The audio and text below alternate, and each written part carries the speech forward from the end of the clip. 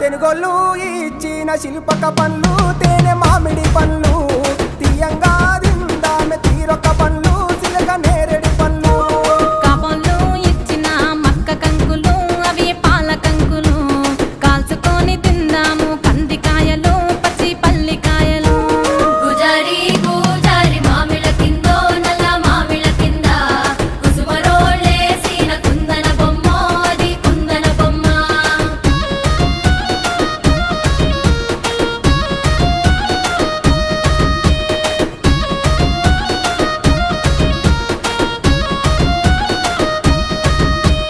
బెస్తోలు పెట్టిన పచ్చి చేపలు అవి వట్టి చేపలు